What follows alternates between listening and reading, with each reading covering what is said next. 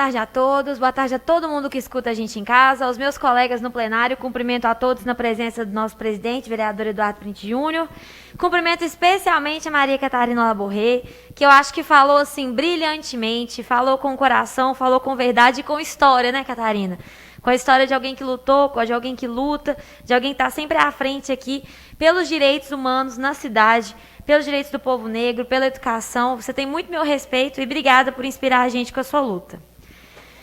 Eu pego o gancho da fala da Maria Catarina, gente, para falar sobre o dia de hoje, que não é um dia de comemoração, né? É muito importante a gente falar, como a Maria Catarina falou, que a abolição não é emancipação. A gente encerrar a escravidão e largar todo mundo, então é aquilo, saiu da senzala para poder ir para a favela, como foi feito com o povo negro no nosso país, é um absurdo e é criminoso. E isso trouxe estatísticas, né? Trouxe um Brasil repleto de estatísticas tristes para a gente refletir. Então, no Brasil, a cada 23 minutos, morre uma pessoa negra. Então, enquanto 2 vereadores falam, morre uma pessoa negra. Isso é um absurdo. 61% da população carcerária do país é negra. Será mesmo que alguém acredita, vive no mundo de Bob, da ilusão, de achar que só negro comete crime? Ou será que é porque a gente tem um treinamento para aprender e perseguir negro? Então, nós temos 61% da população carcerária negra. A gente tem 55% do total de habitantes no nosso Brasil que são negros, mas só 27% das vagas no Poder Legislativo são ocupadas por pessoas negras. Vamos fazer o teste do pescoço nos lugares que a gente for. O teste do pescoço é a gente chegar e olhar em volta. Olhar para ver quantas pessoas negras tem no nosso ambiente de trabalho. Quantos negros tem aqui na Câmara? E quantos deles estão em posição de servir e não em posição de poder e de destaque? Essa é uma reflexão importante. Tem que gerar incômodo em cada um de nós, e aí eu falo como pessoa branca, privilegiada, que nunca passou por nada disso. Tem que gerar incômodo em mim quando eu chego numa roda de amigos e só tem pessoas brancas. Quando eu chego num lugar de pessoas poderosas e só tem pessoas brancas. Então a gente precisa usar o nosso lugar de privilégio, não para dar voz, porque as pessoas negras sempre tiveram voz, mas para ouvir.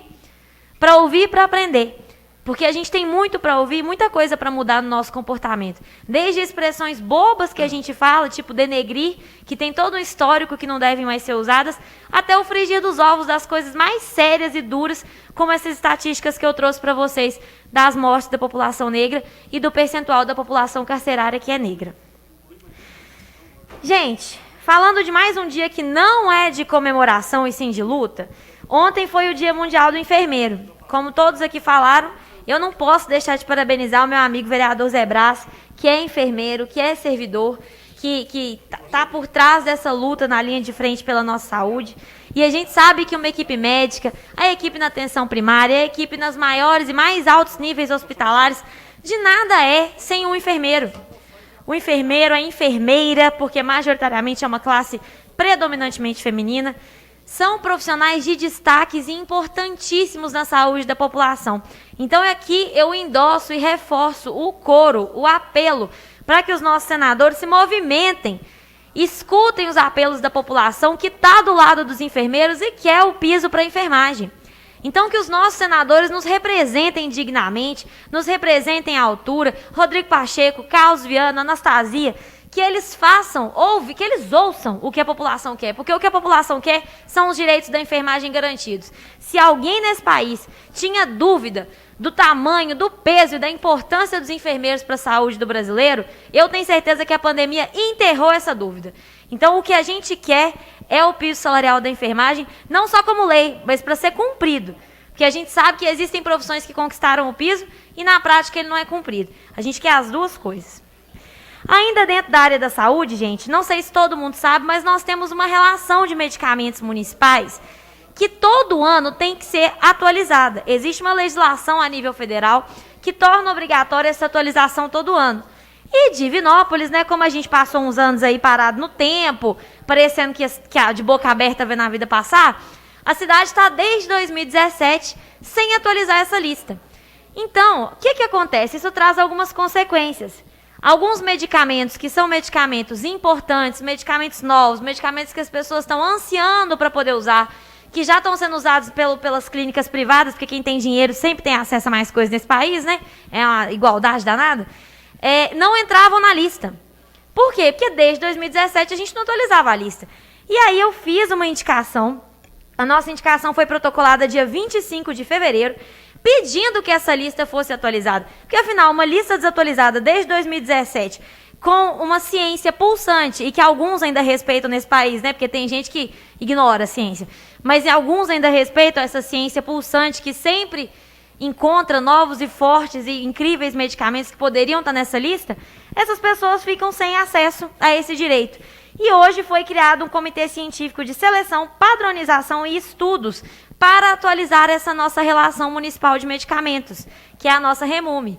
Muito importante, uma conquista importante do nosso mandato, porque nós solicitamos essa atualização da lista. Além disso, gente, agora é importante falar de uma conquista importante da Comissão de Saúde, brilhantemente presidida pelo nosso vereador Zé Brás, integrada por mim e pelo vereador Israel, que foi a gente conseguir a vacinação dos pacientes renais diretamente enquanto eles estão se tratando. Isso é um direito deles, e eles não precisavam ser, não podiam de forma alguma serem submetidos a ter que andar de ônibus e de carro. Eles ficam com a saúde fragilizada e é muito importante e até mais inteligente do ponto de vista logístico vacinar eles lá no São João de Deus, que foi o que aconteceu. Então aqui eu deixo um abraço especial para o Giovanni, que é um grande amigo lá da hemodiálise, que foi vacinado ontem, me deixou muito feliz, eu fiquei até emocionada conversando com ele no telefone. E um outro abraço para o Fabrício, que é servidor, que é da saúde, também um grande amigo e também paciente de hemodiálise vacinado. Então, gente, nós agora estamos na luta pela vacinação dos pacientes oncológicos. Os pacientes oncológicos, que só em Divinópolis, atualmente, no último mês nós tivemos 611 pacientes fazendo a quimioterapia e 27 fazendo a radioterapia. E aí, gente, é muito importante que a gente consiga vacinar eles também lá na ACOM. A gente sabe que tem pacientes que estão em tratamento oncológico, que têm condição de saúde boa, que estão andando para todo lado, trabalhando, mas a gente também sabe que a maior parte fica muito debilitado. Quem aí tem na família alguém que fez quimioterapia ou radioterapia?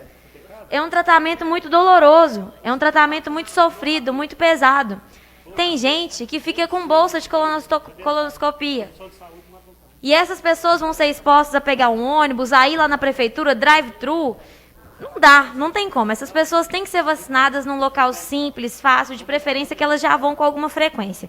E agora essa é a nossa luta enquanto Comissão de Saúde, para que a gente conquiste mais essa vitória, que é a vacinação dos pacientes oncológicos lá na ACOM ou no hospital, todos juntos. Além disso, gente, também é importante falar que a vereadora Ana Paula falou disso no início da fala dela e também falou ontem, sobre o Centro de Apoio à Mulher Vítima de Violência aqui na cidade. Lá no dia 17 de março, nós enviamos um anteprojeto que instituía o Centro de Referência de Atendimento à Mulher em Situação de Violência aqui na cidade. Isso é muitíssimo importante, isso tem a ver com todo esse combate à violência contra a mulher, à violência de gênero, que é tão importante, que é tão duro e que por muito tempo ficou negligenciado aqui na cidade. Ficou negligenciado enquanto política pública na região mesmo. E aí, no dia 23 de março, além de cobrar isso, nós também pedimos um relatório sobre todas as políticas públicas de acolhimento desenvolvidas no município para as mulheres que são vítimas de qualquer tipo de violência doméstica e violência sexual, seja dentro do relacionamento, seja pela família. Então, nós fizemos esse requerimento. E aí, gente, nós vamos acompanhar muito de perto essa luta que vem antes dessa vereadora, essa luta que já foi encabeçada pela vice-prefeita Janete enquanto era vereadora, que foi encabeçada por muito tempo e até hoje é pela vereadora Ana Paula, e que eu tenho muito prazer de me juntar numa soma de esforços para que a gente consiga mudar, melhorar e trazer dignidade para essas mulheres. Para terminar, falando de dignidade, eu convido todo mundo para passar lá no Gabinete 4 com a sua doação de absorventes. Enquanto a gente ainda não conseguiu a aprovação do nosso projeto de lei que combate a pobreza menstrual, que é o projeto Menstruação Sem Tabu aqui na cidade, a gente começou, bem antes do projeto ser aprovado, a gente começou com a coleta para a doação lá no meu gabinete, no gabinete da vereadora Ana Paula. Tem uma caixa na frente, a gente já recebeu muita doação, as pessoas são muito mais solidárias com a dor das mulheres do que muita gente boba, né, pensa. Então eu convido todos vocês para participarem, para levarem a sua doação, e se Deus quiser a gente vai conseguir trazer mais dignidade para as meninas da nossa cidade. Presidente, essas eram minhas palavras na tarde de hoje, muito obrigada. Obrigado, vereadora Lohana França, pela participação.